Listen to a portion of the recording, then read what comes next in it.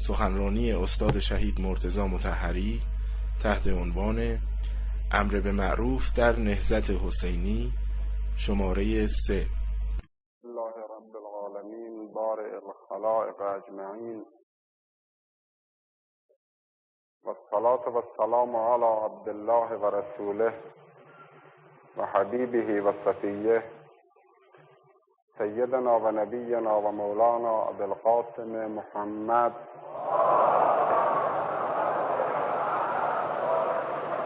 و آله الطیبین الطاهرین المعصومین. اعوذ بالله من الشیطان الرجیم. التائبون العابدون الحامدون السائحون الراکعون الساجدون الآمرون بالمعروف والناهون عن المنکر و بشر المؤمنین.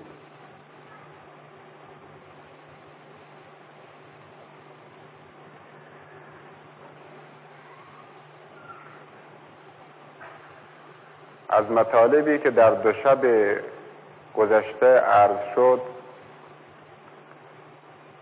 معلوم شد که در نهضت حسینی 3 عامل مجموعاً مؤثر بوده است. یکی امتناع از بیعت و دیگری پذیرش دعوت کوفیان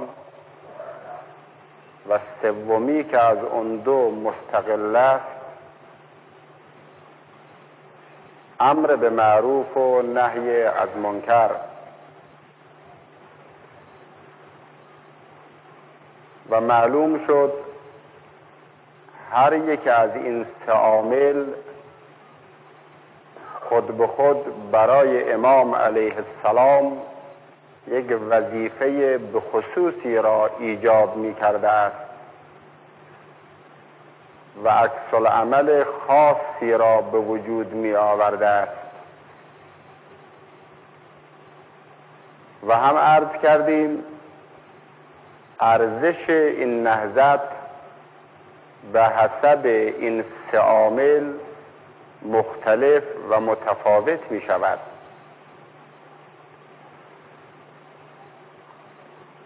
اگر تنها عامل دعوت کوفیان را در نظر بگیریم، یک حد معینی از ارزش را دارا خواهد بود، ولی اگر عامل امتناع از بیعت را در نظر بگیریم، ارزش خیلی بیشتر و عظیمتری را دارا خواهد بود. و اگر عامل امر به معروف و نهی از منکر را در نظر بگیریم، ارزش 100 برابر بالاتر می رود و مهمتر می شود، به جهت اون که در عامل دعوت لااقل احتمال موفقیتی در حدود 150 ولو کمتر هم در نظر بگیریم هست، ولی در عامل امتناع از بیعت چنین احتمالی هم وجود ندارد. یک مقاومت 100% خطرناک است. و باز وقتی که سراغ عامل امر به معروف و نهی از منکر می رویم، می بینیم این تفاوت عظیم را با عامل بیعت دارد که در عامل بیعت تقاضا از طرف دشمن است، یعنی در زمینه یک تقاضای نامشروع است. چون یک تقاضای نامشروع و ناروا از امام می شود به عنوان این که بیعت بکند، امام در مقابل این تقاضا نمیگوید امتناع می‌ورزد و نمیپذیرد. اگر تنها این عامل رو در نظر بگیریم، معنیش این است اگر اونها چنین تقاضایی از امام نمی کردند، امام در برابر اونها قرار نمی گرفت. چون اونها چنین تقاضایی کردند، امام در برابر اونها قرار گرفت به عنوان یک شخصی که اون تقاضا را نمیپذیرد و در عامل اول دعوت امام را در مقابل اونها قرار داد. و اما اگر عامل سوم که امر به معروف و نهی از منکر است در نظر بگیریم، نه دعوت امام را در برابر اونها قرار میدهد و نه تقاضای بیعت امام را در برابر اونها قرار میدهد، بلکه این خود امام است که در برابر اونها قرار میگیرد و در واقع فساد اوضاع، شیوع بدیها، شیوع منکرات و به تعبیر خود امام حلال شدن حرامها و حرام شدن حلالها و بالاخره مشاهده وضع نابسامان و فاسد اجتماع امام را در برابر آنها قرار می‌دهد و وادار به قیام می‌کند. روی همین جهت ارزش این قیام امام بر حسب این عامل خیلی بالا می رود و این درس شکل دیگری به خودش می گیرد، حساب دیگری باز می کند و عمده سببی که و عمده علتی که به این نهضت اون شایستگی رو داده است برای همیشه در پیشانی تاریخ بدرخشد و برای همیشه زنده بماند و یک درس جاویدان باشد و او را یک نهضت بی‌نظیر در دنیا قرار بدهد، همین جهت است. البته به اضافه یک خصوصیاتی که شاید همین امشب برای شما عرض بکنم. این عامل ارزش نهضت را خیلی خیلی بالا میبرد و به همین دلیل ما باید امر به معروف و نهی از منکر را از نظر اسلام بشناسیم که این چه اصلی است، این چیست که کارش به اونجا میرسد، این چیست که اون چنین اصالت دارد و اون چنین قدرت دارد و اون چنین از نظر اسلام اهمیت دارد که مردی مانند حسین ابن علی علیه السلام را وادار می کند در راه خودش جان خودش رو از دست بدهد، خون خودش رو بریزد، خون عزیزان خودش رو بریزد، خون یاران خودش رو بریزد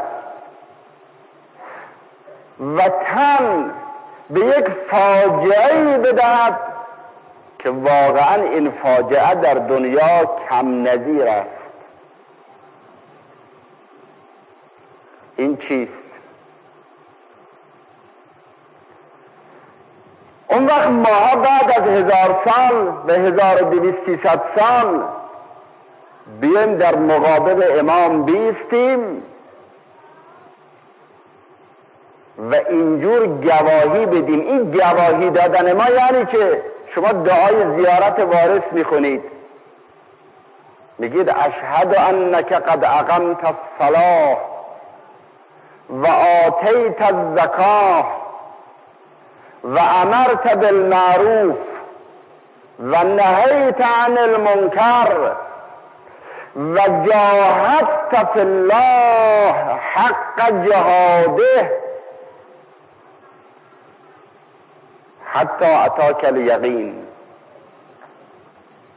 درست در مفهوم این شهادت و گواهی فکر بکنید. فکر کردید ما در مقابل حسین ابن علی نیستیم، میگیم ما گواهی میدهیم که تو نماز را زنده کردی، به پا داشتی،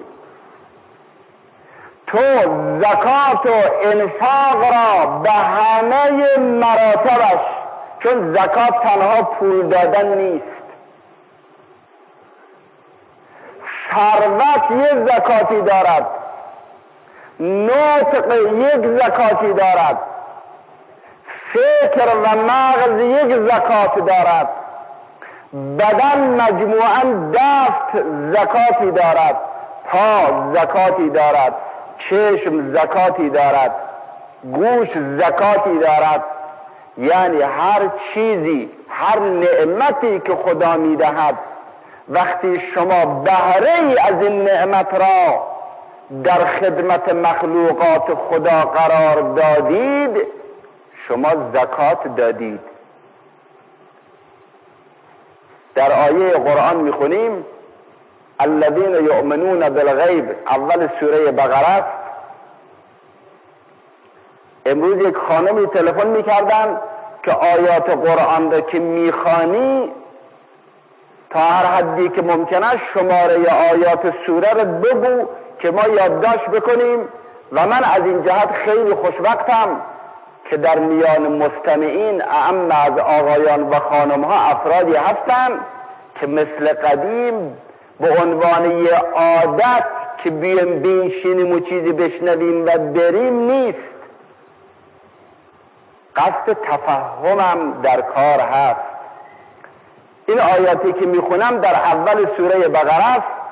الذین یؤمنون بالغیب و یقیمون الصلاة و مما رزقناهم ینفقون. مؤمنین و متقین کسانی هستند به غیب، به ماوراء محسوسات ایمان دارند، نماز را به پا دارند و از اون که ما روزی به اونها کرده ایم، یعنی انعام به اونها کرده ایم، میبخشند. وقتی که از معصوم میپرسند یعنی که از اون که ما بهشون به اونها دادیم، امام میفرماد ای مما علمناهم یعلمون. اختصاص نمیده این را به موضوع مال ثروت. یکی از مصداقهاش این است اگر شما عالم هستید، اگر دانشمند هستید، اگر میدانید چیزی را که دیگران نمیدانند، اگر علم مفیدی برای بشر در نزد شما هست، انفاق اون در راه خدا، زکات اون لله، این است که به محتاجان برسانید. اینم خود زکات است، انفاق است. اشهد انک قد اقمت الصلاة و آتیت الزکاه. نماز رو تو به پا داشتی و زکات را به حق دادی و امرت بالمعروف و نهیت عن المنکر.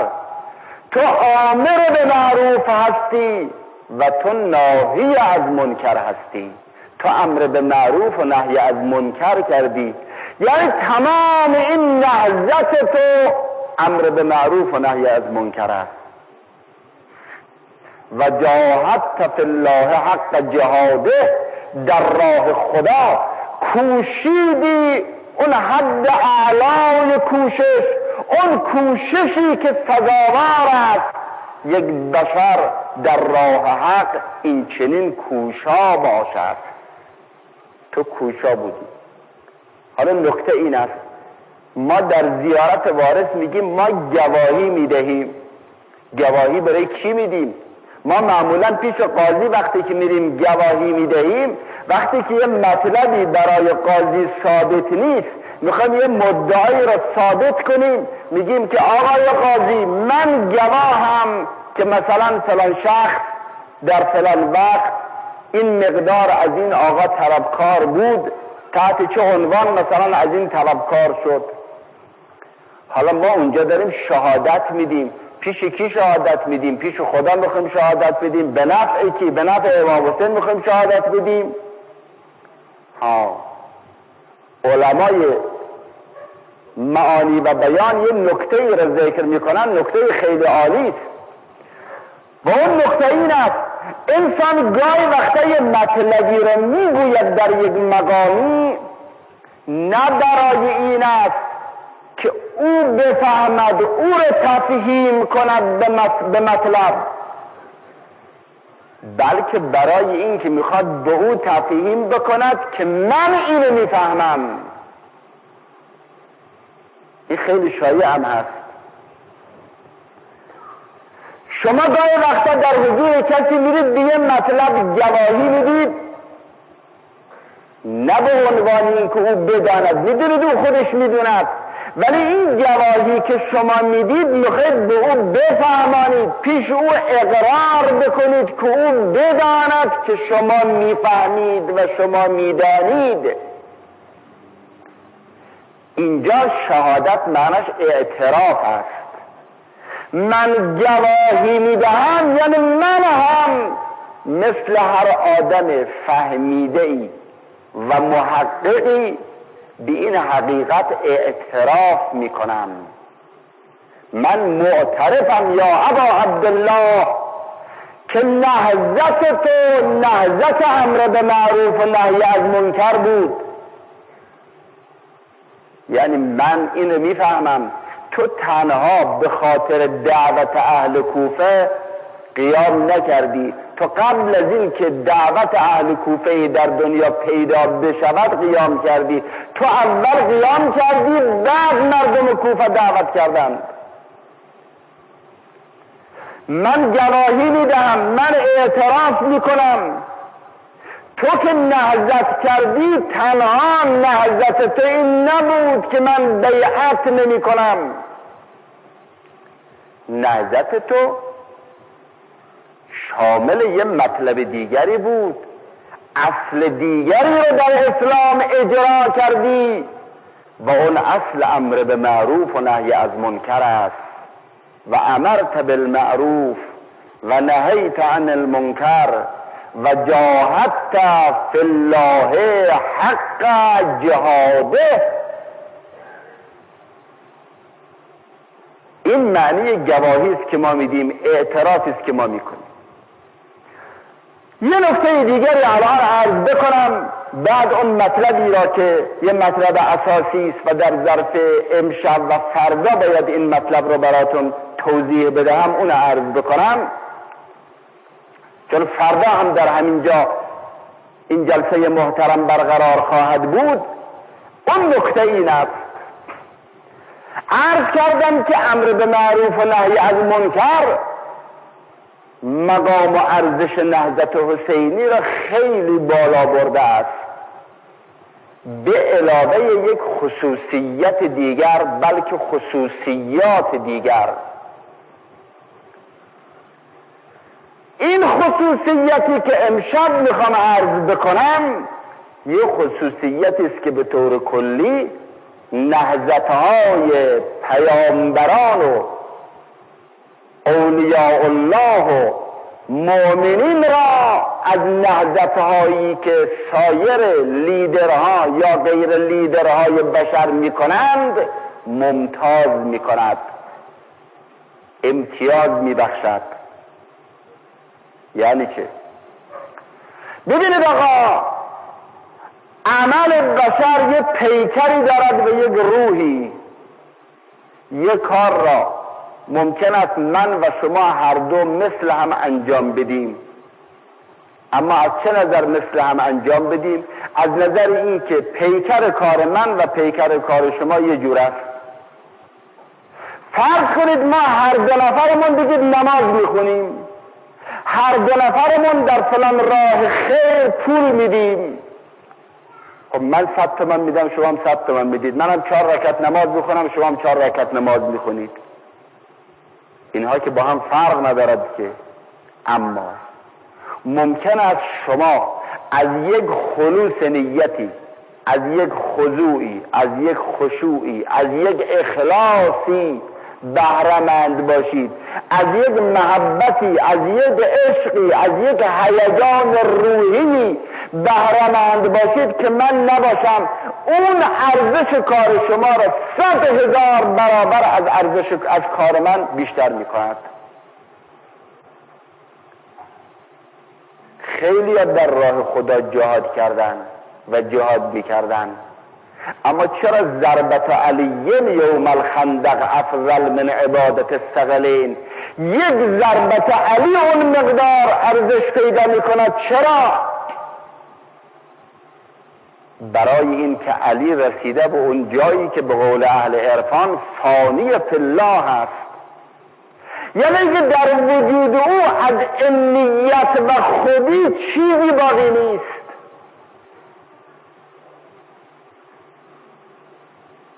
کارش به جایی میرسد که وقتی که دشمن در اون حال آب دهن به صورتش میاندازد، از بریدن سر دشمن امتناع میکند.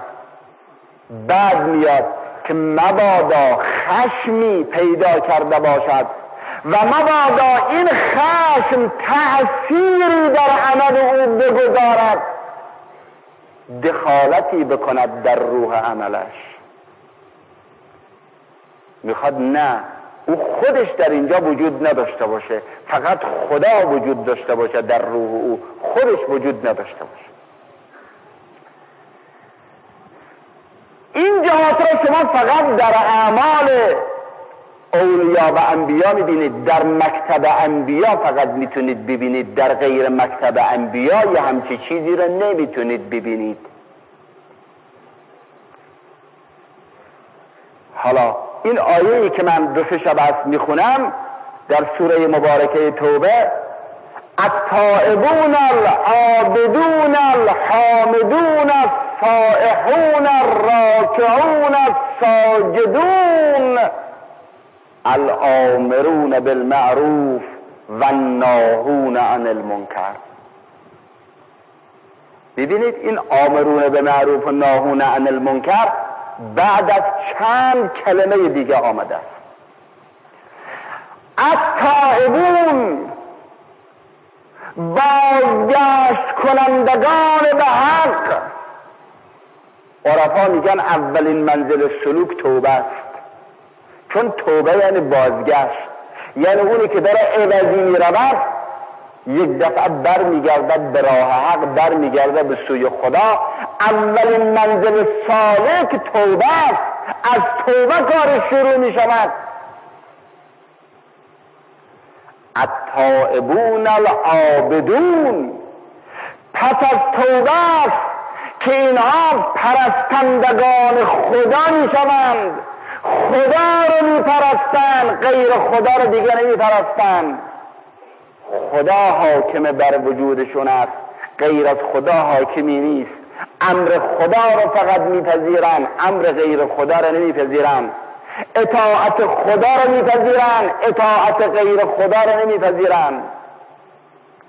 الحامدون، اینها ستایشگرند، اما جز خدا موجود دیگری را ستایش نمی کنند، اصلا موجود دیگر را قابل نمی دانند که مدح بکنند، ستایش بکنند، نیایش بکنند. تنها ستایشگر خدا و نیایشگر خدا هستند.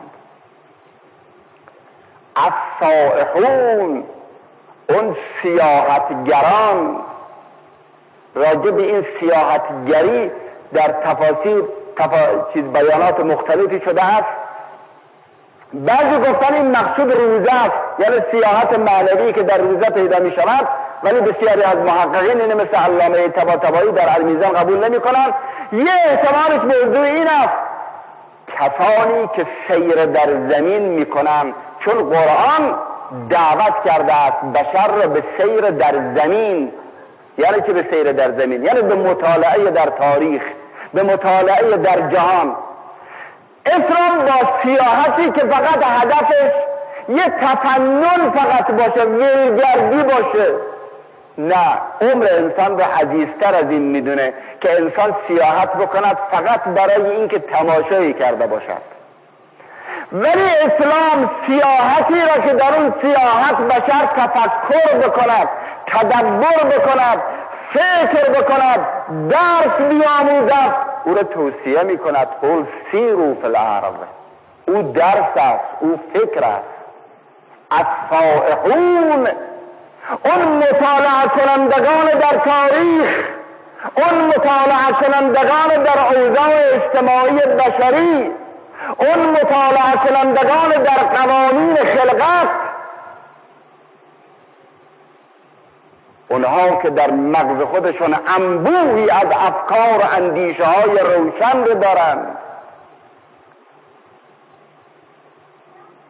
اون وقت دو مظهر از عبادت را ذکر می کند. الراکعون، الساجدون، اونها که در حال رکوع خدای خودشون تسبیح می کنند و در حال سجود خدای خودشون تسبیح می کنند. در رکوع میگن سبحان ربی العظیم و بحمده، در رکوع میگن سبحان ربی الاعلی و بحمده. اون سبحان ربی العظیم و بحمده گویان، سبحان ربی الاعلی و بحمده گویان.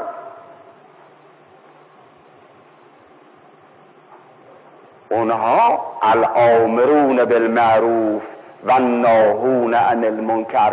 با چنین روحی،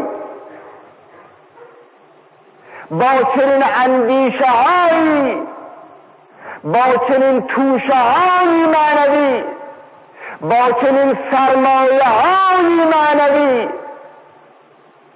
اون وقت صلاحیت این رو دارن که مصلح اجتماع باشن. اونهایی که اول صالح شدند بعد میخوان مصلح باشن، آمر به معروف و ناهی از منکر یعنی مصلح. مگه میتونن ناصالح خودش مصلح باشد؟ آنون که اول خودشون اصلاح کردند، اونها که اول خودشون تأدیب کردند، اونها که اول خودشون تربیت کردند. علی ابن ابی طالب فرمود در نهج البلاغه است در کلمات قصار: من نسب نفسه للناس اماما فلیبدأ بتعلیم نفسه قبل تعلیم غیره و معلم نفسه و معدبها احق بالاجلال من معلم الناس و معدبهم. یعنی اون کسی که خودش در این مقام برمیارد که خودش پیشوای مردم معرفی میکند، معلم و مربی مردم معرفی میکند، واعظ و خطیب مردم معرفی میکند، هادی و راهنمای مردم معرفی میکند، و اول از خودش شروع بکند، اول خودش رو تعلیم بدهد، بدوند یک جاهل در اندرون خودش هست، اول اون جاهلی که در درون خودش به نام نفس اماره هست به او تلقین کند، به او یاد بدهد. یک تربیت نشده موجود، غیر تربیت نشده ای در درون خودش هست، اول خودش تربیت بکند، اول خودش تعدیب بکند، اول نفس خودش موعظه بکند، نفس خودش ملامت بکند، از نفس خودش حساب بکشد. همین که خودش اصلاح کرد، خودش تهذیب کرد، صالح شد، اون وقت میتواند بیاد مدعی بشود که میتونم من راهنمای مردم میتونم باشم، هادی مردم میتونم باشم، واعظ مردم میتونم باشم، معلم مردم میتونم باشم، مؤدب و مربی مردم میتونم باشم، مصلح اجتماع میتونم باشم. فرمود اون کسی که خودش رو تعلیم میکند و تربیت میکند بیشتر شایسته احترام است از اون کسی که مردم رو تعلیم و تربیت میکند، چون این مشکلتر است، چون این مهمتر است. بعد علی ابن ابی طالب فرمود الحق اوسع الاشیاء فی التواصف و اضیقها فی التناصف. چه جمله ها دارد، اینها را باید به آب طلا بنویسند. به آب طلا بنویسن کم است، آب طلا بنویسن یا ننویسن یعنی چه؟ در اون لوح دل باید بنویسن اینها را. فرمود حق و عدالت در مقام سخنگویی و سخنسرایی و سخنرانی و در مقام زبان دایرش از همه جا وسیع تر است. یعنی در میدان سخن میدانی به اندازه میدان حق باز نیست. اگه انسان بخواد سخنرانی بکند، بخواد حرف بزند، از همه جا بیشتر در اطراف حق میشه حرف زد. اما در میدان عمل میدانی از میدان حق تنگتر نیست. اون وقتی که انسان میبیند چقدر مشکل است، همینی که اینقدر میتونست در اطرافش حرف بزند، موقع عمل که میرسد میبیند که یک گام هم برداشتنش مشکل است.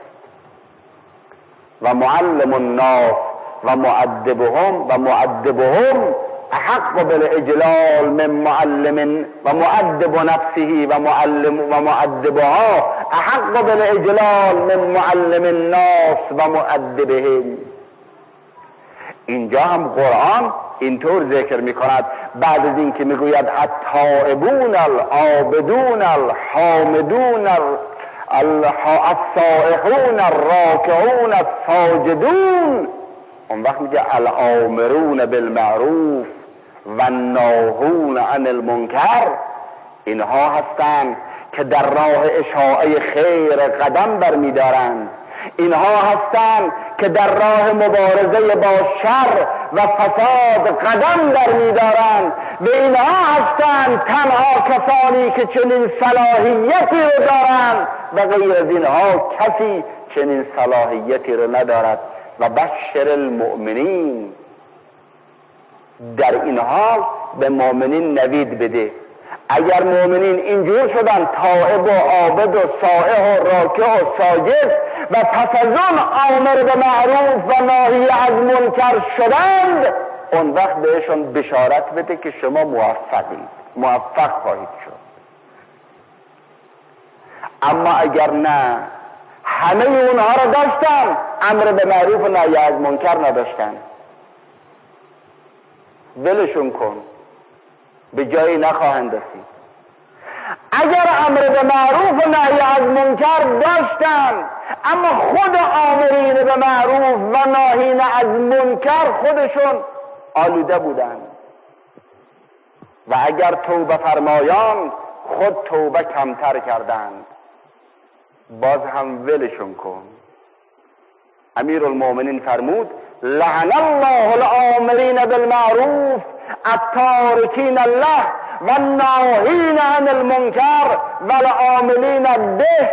خدا لعنت کند اون مردمی را که امر به معروف میکنند و خودشون برخلاف اون معروف عمل میکنند، و خدا لعنت کند اون مردمی را که نهی از منکر میکنند و خودشون همون منکراتی را که نهی میکنند مرتکب میشوند.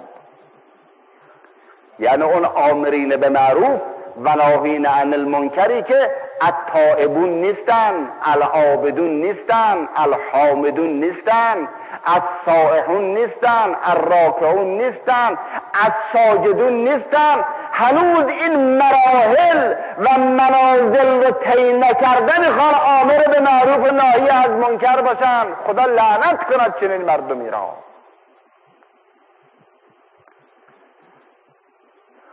باز عرفا اصطلاحی دارن، مدعی هستند که سالکان 4 سیر مختلف دارند. سیر من الخلق الی الحق، یعنی سیر از خلق و طبیعت به سوی خداوند. و سیر بالحق فی الحق، سیری در خداوند یعنی کشف معارف الهی، و سیر من الحق الی الخلق، سیری از خداوند به سوی خلق، یعنی آمدن برای ارشاد مردم، بعد بالحق فی الخلق. و در واقع میخوان بگن اون کسی شایستگی این رو دارد که دستگیر دیگران باشد، هادی دیگران باشد، راهنمای دیگران باشد، آمر به معروف و ناهی از منکر باشد که خودش رفته است به اون منزل و بعد مأموریت گرفته که مردم را ببرد به اون جایی که خودش در اونجا قرار گرفته است. این هم یک نکته‌ای بود در باب امر به معروف و نهی از منکر که خواستم براتون عرض کرده باشم. خوب، وقتی که مطلب رسید به اینجا که نهضت حسینی ارزش اصلی خودش را از امر به معروف و نهی از منکر گرفته است، باید این اصل را شناخت که این اصل مگر چه اندازه اهمیت دارد، مگر چه درجه اهمیت دارد، مگر چقدر مهم است این که حسین ابن علی در راه این خودش را شهید می کند. شایسته است مثل حسینی در این راه قربانی بشود. بله، همین است. امر به معروف و نهی از منکر یگانه اصلی است که ضامن بقای اسلام است. به اصطلاح علت مبقیه است.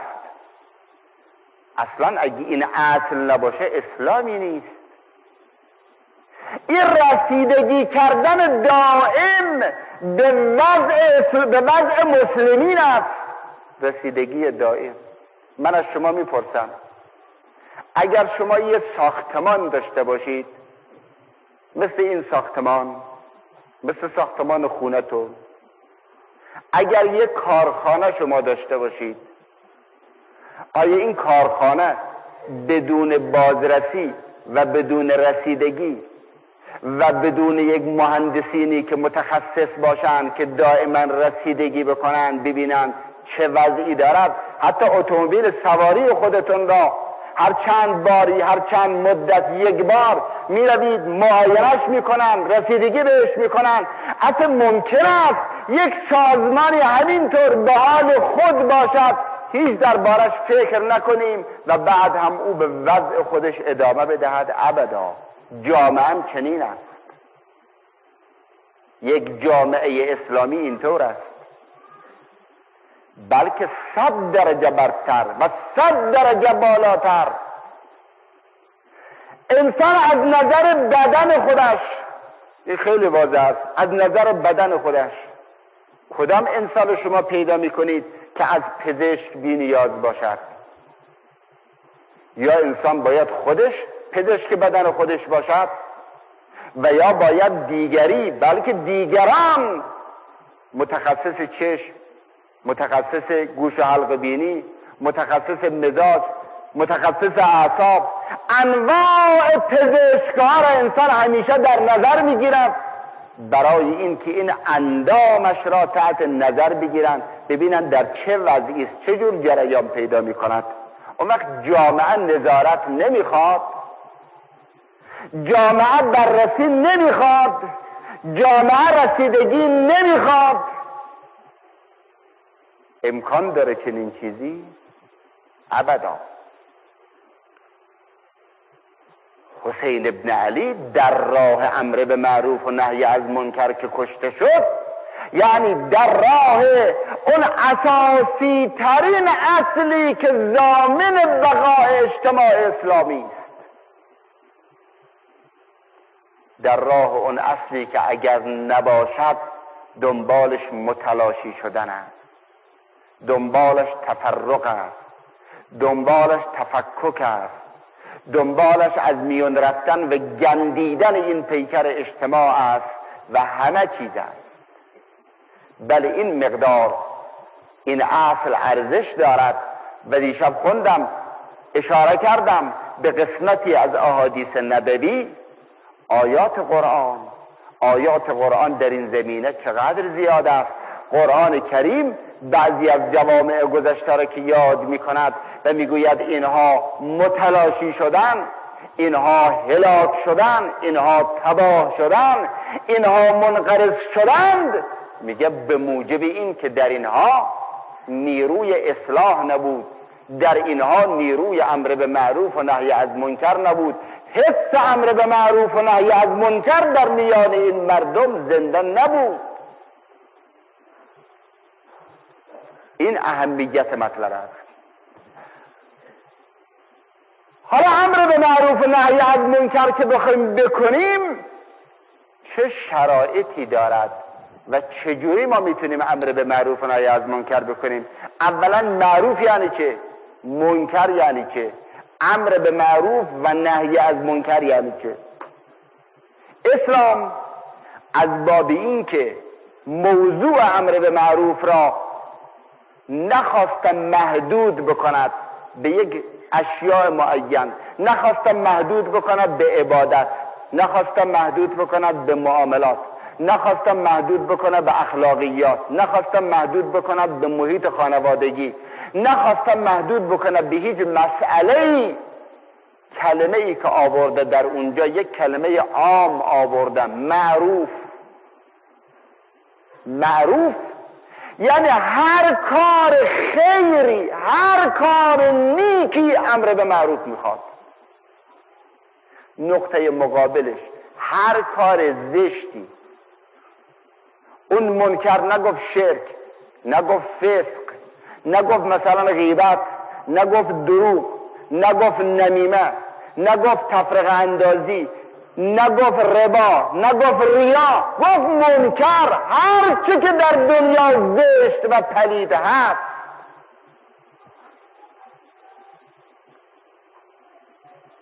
اون وقت گفت امر به معروف و نهی از منکر. امر به معروف یعنی چه؟ امر یعنی فرمان، نهی یعنی بازداشت کردن، یعنی جلوگیری کردن. اما این فرمان یعنی چه؟ آیا مقصود از این فرمان یعنی فرمان لفظی؟ آیا امر به معروف و نهی از منکر فقط در مرحله لفظ است؟ با زبان باید امر به معروف کرد و با زبان باید نهی از منکر کرد؟ ابدا، خیر.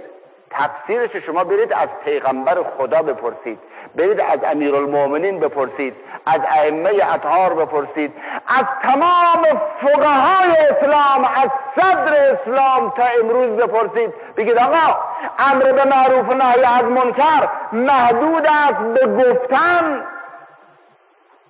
میگن نه، امر به معروف و نهی از منکر در مرحله دل و ضمیر هست، در مرحله زبان هست، در مرحله عمل هم هست، در مرحله دست و عمل هم هست.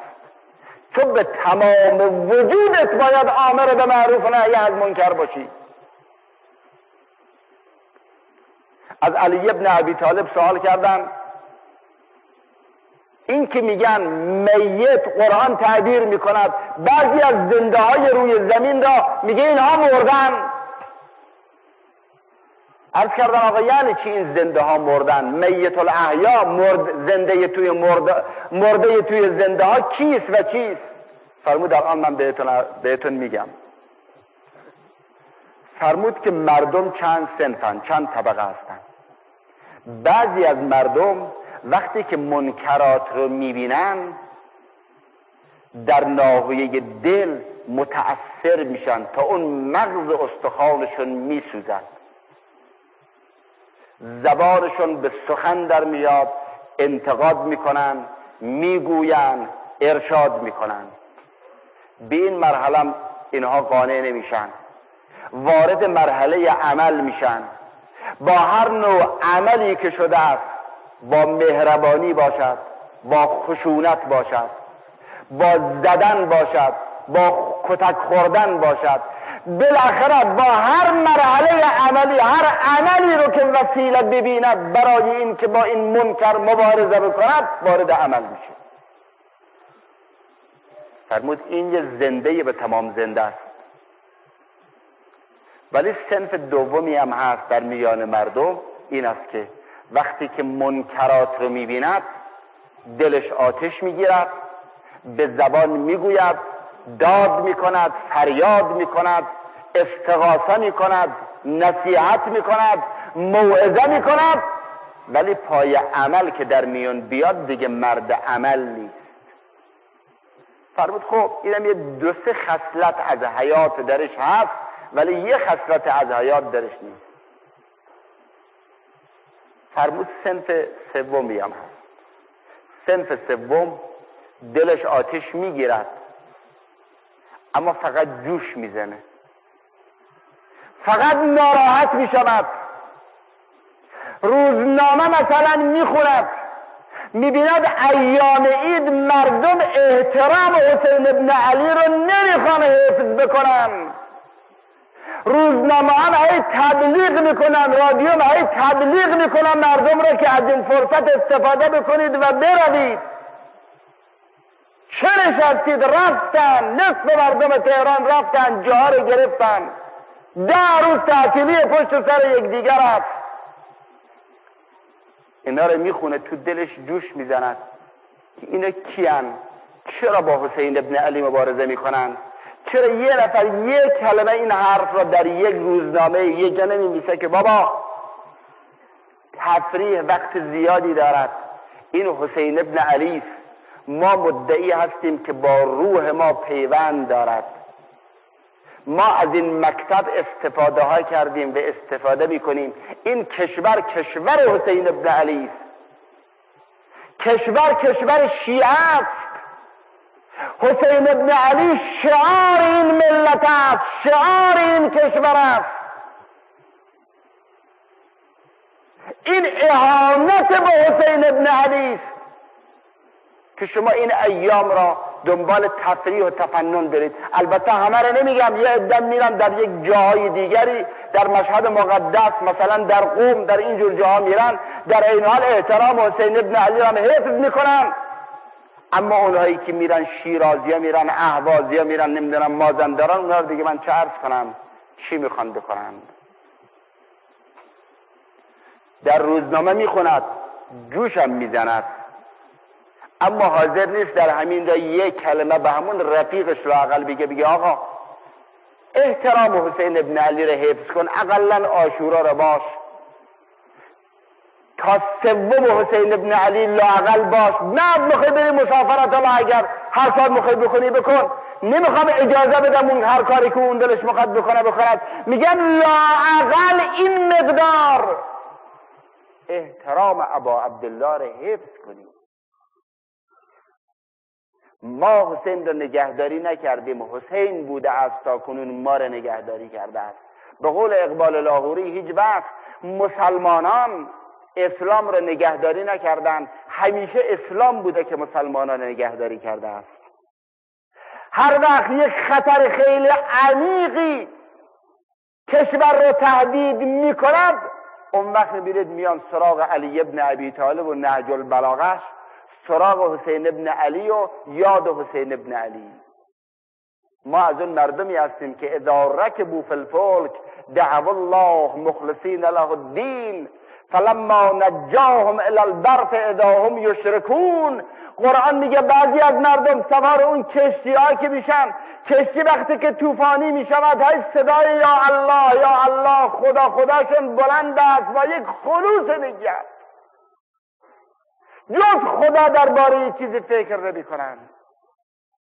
ولی وقتی خدا نجاتشون میدهد، به ساحل نجات که میرسند، وقتی که خطر رو نزدیک نمیبینند، اصلا به کلی یادشون میرود، اصلا منکر خدا میشن، برای خدا مشرک میسازن. ما در همین کشور خودمون مگر ندیدیم؟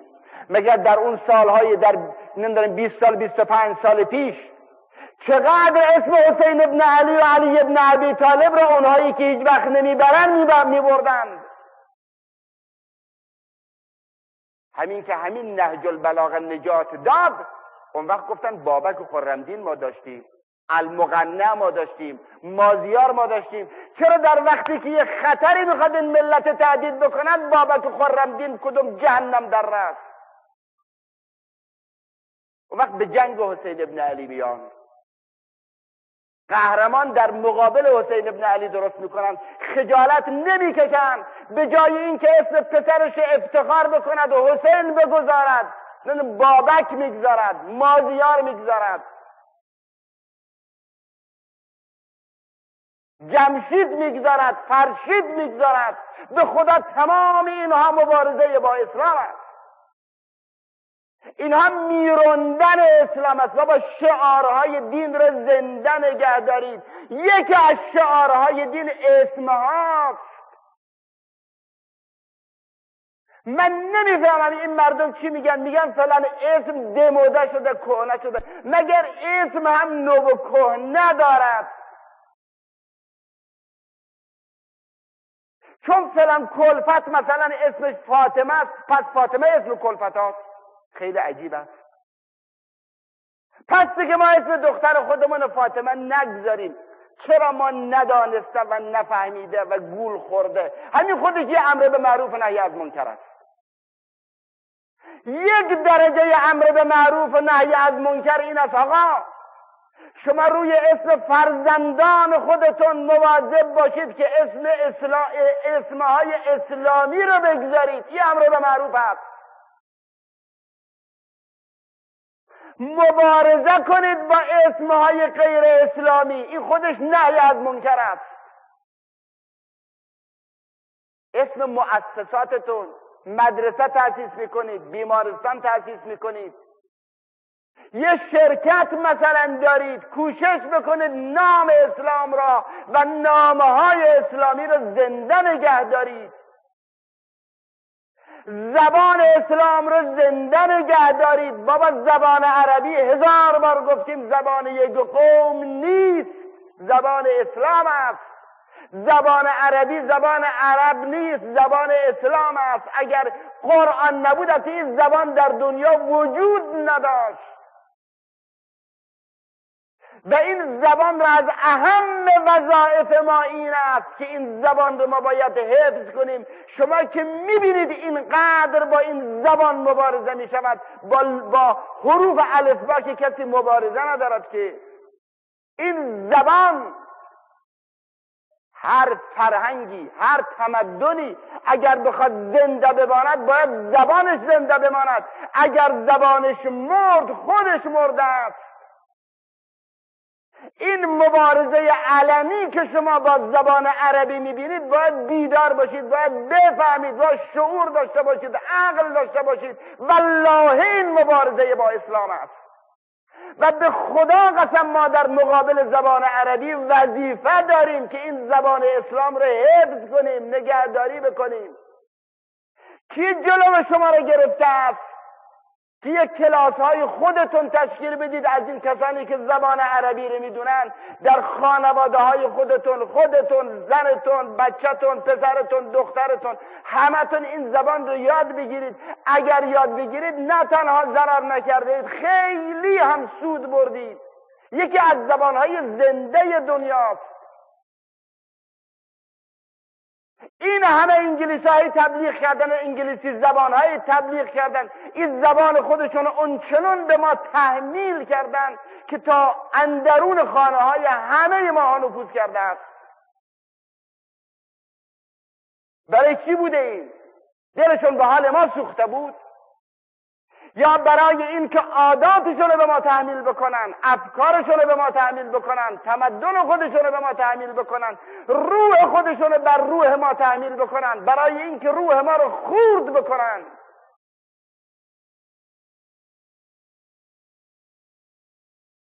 چقدر ما مسلمان ها غافل بودیم و چقدر غافل هستیم. نه تنها ما ایرانی ها، به هر جای دنیای اسلام که انسان قدم میگذارد میبیند که همین جور قرنها در خواب بودن. خوشبختانه حال آدم میبینه کم کم مسلمان ها در حال بیداری هستند. باز هم من شاید در همین جلسات گفتم چقدر انسان باید متاسف و متاثر باشد که 2 نفر مسلمان در مکه و مدینه وقتی یکدیگر رو ملاقات میکنن از 2 کشور مختلف زبان هم دیگر نمیفهمند، باید با زبان انگلیسی تفاهم بکنن. اینا نقشه های 300 ساله است، نقشه های 400 ساله است. هنوز وقتش نرسیده است که ما اندکی بیدار بشیم در مقابل این نقشه ها.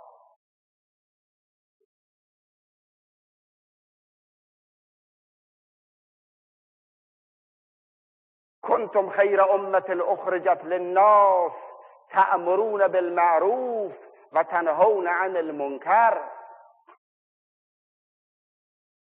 این وظیفه بزرگ 2 رکن اساسی دارد، 2 شرط اساسی دارد.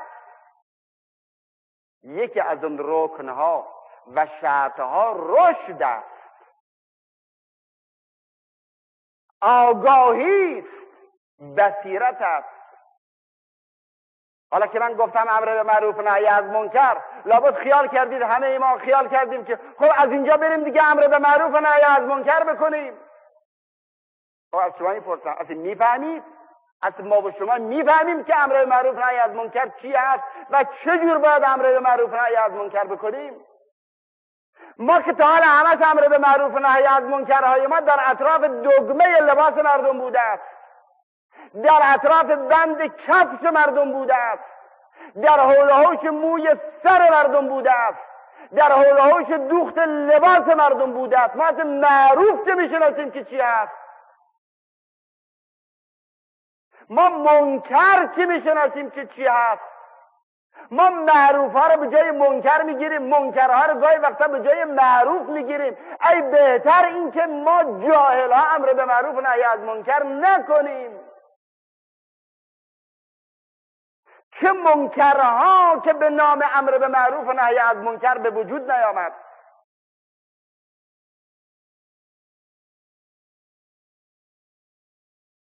آگاهی میخواد، بصیرت میخواد، خبرت و خبرویت میخواد، دانایی میخواد، روانشناسی میخواد، جامعه شناسی میخواد تا آدم بفهمد که چجور امر به معروف و نهی از منکر بکند.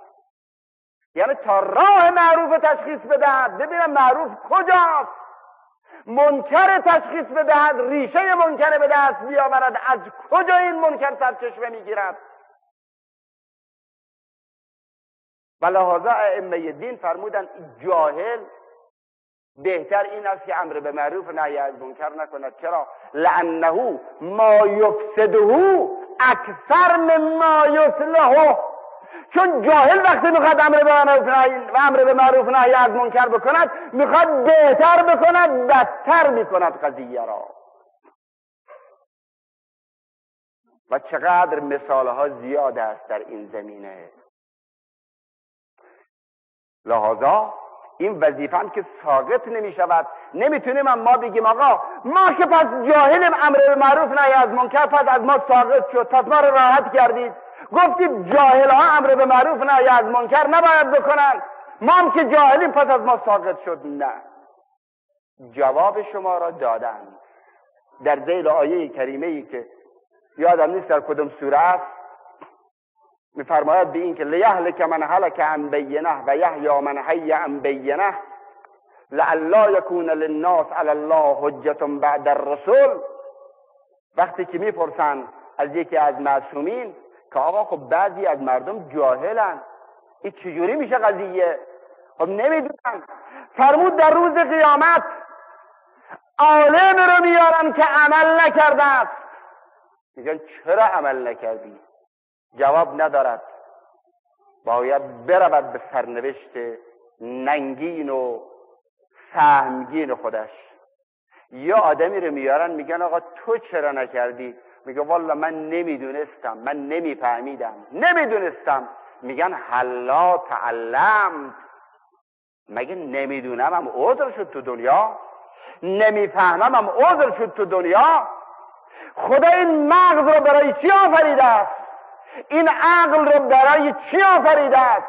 برای اینکه بری بفهمی، بری موشکافی بکنی، بری کاوش بکنی، بری تحقیق بکنی و بفهمی. بهت میگه چرا نفهمیدی؟ نفهمیدم هم عذر شد، نمیدانستم هم عذر شد. چرا نرفتی بفهمی؟ چرا نرفتی بدانی؟ تو باید از اون کسانی باشی نه تنها اوضاع زمان خودت رو درک بکنی، باید آینده را هم بفهمی و درک بکنی.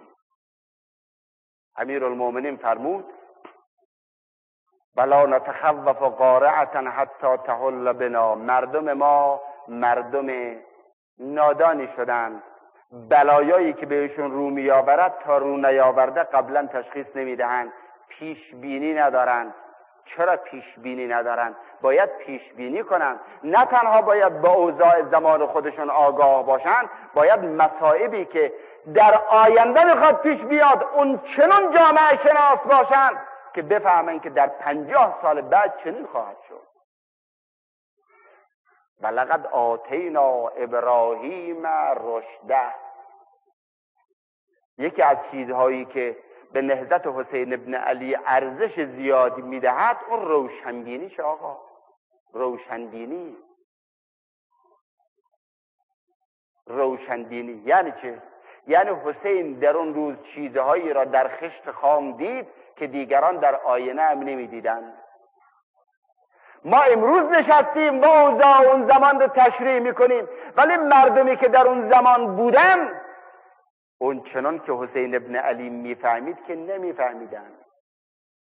به این حسین ابن علی بود که باز میفهمید روابط که در اون زمان مثل این زمان نبود.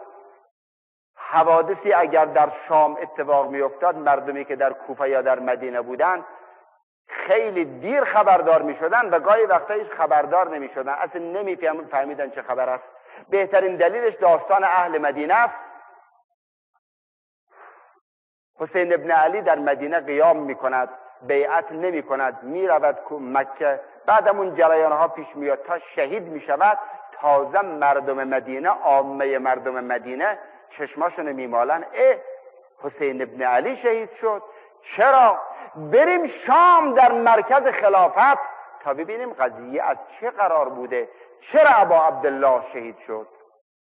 یه هیئت 7-8 نفری مأمور میکنن، میروند به شام، مدتی اینها در شام میمونن، تحقیق میکنن، حتی با خلیفه ملاقات میکنن، اوضاع احوال به کاملا میبینن، بر میگردن. وقتی مردم ازشون میپرسن قضیه از چه قرار بود، میگن نپرسید. قضیه از این قرار بود که ما در مدتی که در شام بودیم میترسیدیم که از آسمون سنگ ببارد و ما هم از میان برویم. تازه اون حرفی که ابا عبدالله گفت و علی الاسلام السلام اذ قد بلیت الامه براع مثل یزید، بعد از اون تکان شدیدی که حسین میدهد و آقایون از جاشون بلند میکند، میفرستد میروند به شام و برمیگردن، تازه اعتراف میکنن راست گفت حسین ابن علی. گفتن مگر چه قضیه بود؟ گفتن همینقدر بهتون بگیم، ما از نزد کسی آمدیم که علنا شراب می نوشد، علنا سگ بازی می کند، یوز بازی می کند، هر فسقی را، و حتی اونا در تعبیر خودشون گفتن که و با مادر خودش زنا می کند، با محارم خودش این مرد زنا می کند. اون وقت تازه فهمیدن پیشبینی ابا عبدالله را که حسین از روز اول اینها را میدانست. از روز اول فرمود، در روز عاشورا هم فرمود به این که اینها من خواهند کشت، اما من از امروز به شما خواهم گفت که بعد از کشتن من اینها هم دیگه نخواهند توانست به حکومت خودشون ادامه بدن. آل ابی سفیان هم دیگه رفتن. آل ابو سفیان که خیلی زود رفتن، بلکه آل امیه نتوانستند به حکومت خودشون ادامه بدن که بعد بن العباس بر همین اساس آمدن و خلافت را از اونها تصاحب کردند. 500 سال خلافت کردند، در صورتی که بنی امیه بعد از قضیه کربلا دائما حکومتشون متزلزل بود. چه اثری از این بهتر و بیشتر که در میان خود بنی امیه مخالف پیدا کرد. عجیب. همین ابن زیاد با این شقاوت به اینها نیروی معنویت میرسوند. یه برادری دارد به نام عثمان ابن زیاد. این عبیدالله ابن زیاد بود و عثمان ابن زیاد. آمد به برادرش گفت برادر، من دلم میخواست، آرزو میکردم تمام اولاد زیاد به فقر و ذلت و نکبت و بدبختی دچار میشدن و چنین جنایتی در خاندان ما پیدا نمیشد. مادرش یه زن بدکاره است، مرجانه یک زن بدکاره است. وقتی که پسرش چنین کاری را کرد بهش گفت پسرم این کاری کردی، ولی این را بدان دیگه بویی از بهشت نخواهی شنید. مروان حکم، اون شقی ازل و ابد، برادری دارد به نام یحیی ابن حکم. اینا آل مروان هستن دیگه، اینا اصلا معروفن. در مجلس یزید از جا بلند شد به عنوان یک معترض، گفت سبحان الله، اولاد سمیه، یعنی اولاد مادر زیاد، اولاد سمیه و دختران سمیه باید محترم باشن، ولی آل پیغمبر رو به این وضع تو در این مجلس حاضر کرده ای. اونم یکی. ببینید ندای حسینی از درون خانه اینها بلند شد. داستان هند زن یزید را هم که شنیده اید که از اندرون خانه یزید حرکت کرد، آمد به عنوان یک معترض به این بحث که یزید مجبور شد اصلا تکذیب بکند، بگه اصلا من راضی به این کار نبودم و این کار من نکردم و عبیدالله زیادم از پیش خود کرد. و آخرین مطلبش این بود یزید میمیرد. یزید اون 2 سال بعد را با یک نکبتی حکومت میکند، 2 سال بعد را، بعد میمیرد. بعد پسرش معاویه ابن یزید که خلیفه و ولی عهد اوست، یعنی کسی که معاویه برای اینها تأسیس کرد این اوضاع را، بعد یک 40 روزی که گذشت رفت بالای منبر گفت ایها الناس، جد من معاویه با علی ابن ابی طالب جنگید و حق با علی بود نه با جد من. پدرم یزید با حسین ابن علی جنگید، حق با حسین بود نه با پدرم، و من از این پدر بیزاری می جویم و من خودم رو شایسته خلافت نمیدانم. من برای این که گناهانی که جد پدرم مرتکب شدن مثل اونها را مرتکب نشم، اعلان میکنم من از این خلافت کنارگیری میکنم. کنار رفت. این نیروی حسین ابن علی بود و کنار رفت.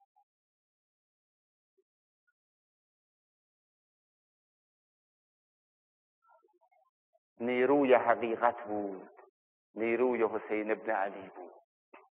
در دوست و دشمن اثر گذاشت.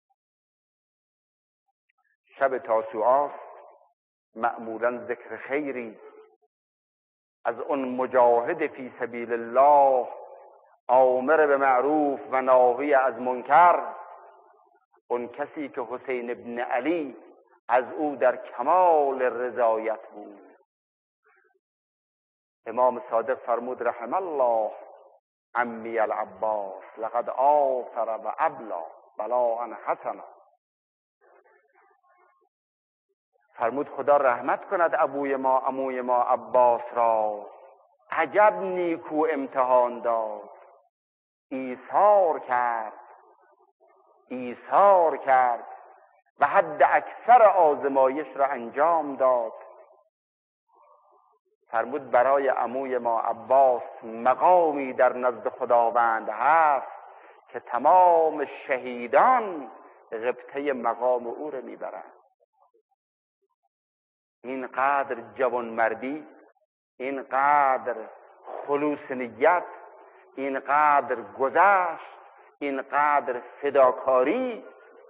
ما تنها از ناحیه پیکر عمل نگاه میکنیم، به روح عمل نگاه نمی کنیم ببینیم چقدر اهمیت دارد. شب عاشوراست، یعنی اون شب عاشورا را عرض می کنم. شب عاشورا بود، عباس در خدمت ابی عبدالله نشسته است. در همون وقت یکی از سران دشمن میاد فریاد میزند عباس ابن علی را بگید بیاد با برادرانش. عباس میشنود ولی مثل این که ابدا نشنیده است اعتنا نمی کند. اون چنان مؤدب است در حضور حسین ابن علی که آقا بهش فرمود که جوابشو بده، هر چند فاسق است جواب بهش بده، برو ببین چه میگوید. میاد میبیند شمر ابن ذوالجوشن است، روی یک علاقه خویشاوندی دور که از طرف مادر دارد که هر دو از یک قبیله بودند، وقتی که از کوفه آمده است به خیال خودش یه اماننامه‌ای برای ابوالفضل و برادران مادری ابوالفضل آورده است، به خیال خودش خدمتی کرده است. حالا که میاد اونجا و به ابوالفضل این رو میگوید، اظهار تشکر میکند، اظهار امتنان میکند که خیلی ممنون و متشکریم که تو چنین خدمتی کردی، چنین امانی برای ما آوردی. تا حرف خودش گفت، پرخاش مردانه‌ای بهش گفت برو گم شو، خدا تو رو لعنت کند و اون امانی که برای ما آورده ای و اون کسی که این امان رو به دست تو داده است. تو من چی شناختی؟ تو درباره من چی فکر کردی؟ تو خیال کردی من یه آدمی هستم که برای حفظ جان خودم، امامم، برادرم حسین ابن علی رو اینجا بگذارم و بیام دنبال تو؟ برو خدا لعنتت کنه. اون دامنی که ما در اون دامن بزرگ شده ایم و اون پستانی که ما در اون از اون پستان شیر خورده ایم، اینجور ما رو تربیت نکرده. جناب ام البنین همسر علی 4 پسر از علی دارد. مورخین نوشته‌اند علی مخصوصاً به برادرش عقیل توصیه می‌کند زنی برای من انتخاب بکن که ولدت الفحوله، یعنی از شجاعان زاده شده باشد، از شجاعان ارث برده باشد. لتلدلی ولدن شجاعا، میخواهم از او فرزند شجاع به دنیا بیاد. البته در متن اونجا ندارد که علی گفته باشد هدف من چیست، منظور من چیست، اما اونها که به روشنبینی علی معترف هستند و مؤمنن میگن علی اون آخر کار رو پیش بینی میکرد. عقیل میرود ام البنین رو انتخاب میکند، به آقا عرض میکند که این زن از نوع همون زنی است که تو میخواهی. و 4 پسر که ارشدشون وجود مقدس ابوالفضل العباس هست از این زن به دنیا میاد و هر 4 پسر در رکاب ابا عبدالله حرکت میکنن و در کربلا شهید میشه. وقتی که نوبت بنی هاشم رسید، ابوالفضل که برادر ارشد بود رو کرد به فرزندان مادرش، گفت که برادرانم، من دلم میخواد شما قبل از من به میدان برید، چون من میخوام اجر شهادت برادر را ادراک کرده باشم. گفتن هر چی که تو امر بکنی. هر 3 نفر رفتن شهید شدن. بعد ابوالفضل قیام کرد. بنابراین این زن بزرگوار به نام ام البنین که تا اون وقت زنده بود ولی در کربلا نبود، شهادت 4 پسر رشید را دید و در سوگ 4 پسر نشست. براش خبر آمد به مدینه که هر 4 پسر تو در خدمت حسین ابن علی شهید شدن. اون وقت می نشست برای این پسرها ندبه می کرد، گریه می کرد. میگن می آمد سر راه عراق، اونجا می نشست و زنهام دورش جمع می شدن، ندبه های جنسوزی می کرد و گاهی در بقیع، مروان حاکم مدینه بود، با اون همه دشمنی و قساوت گاهی می آمد می ایستاد و می گرید از بس که این زن جنسوز ناله می کرد. از جمله ندبه هاش که ذکر مصیبت من همین خواهد بود این است. میگوید لا تدعونی ویک ام البنین تذکرینی بلیوث العرین کانت بنون لی ادعا بها الیوم اصبحت ولا من بنین. میگه ای زنان، من از شما یه تقاضا دارم و اون این است بعد از این من را با لقب ام البنین نخوانید، چون ام البنین مادرش پسران، مادر شیر پسران. این اسم را دیگه منو به این اسم نخوانید، چون شما وقتی که این مرا به این اسم میخوانید من به یاد فرزندان شجاعم میاندازد، دلم آتش میگیرد. بله یه روزی بود من ام البنین بودم، ولی حالا که ام البنین نیستم، حالا که مادر پسران نیستم. مرثیه‌ای دارد راجع به خصوص ابوالفضل العباس، میگوید یا من رأى العباس کر علی جماهیر نقد و وراه من ابناء حیدر کل لیث ذی لبد انبئت ان ابنی اصیب برأسه مقطوع ید ویلی علی شبلی امال برأسه ضرب العمد لو کان سیفک فی یدیک لما دنا منک احد.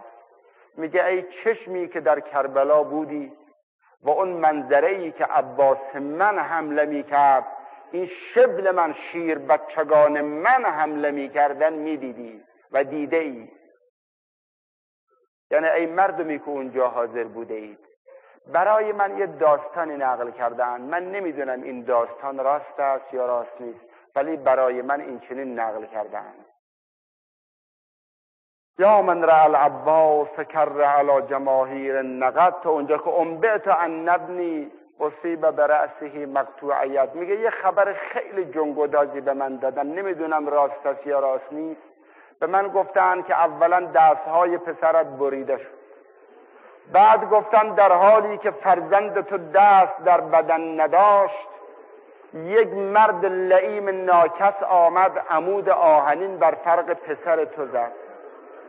بعد میگه ویلی علی شبلی امال برأسه ضرب العمد، وای به من، وای به من که میگوین بر سر شیر بچه من عمود آهنین فرود آمد.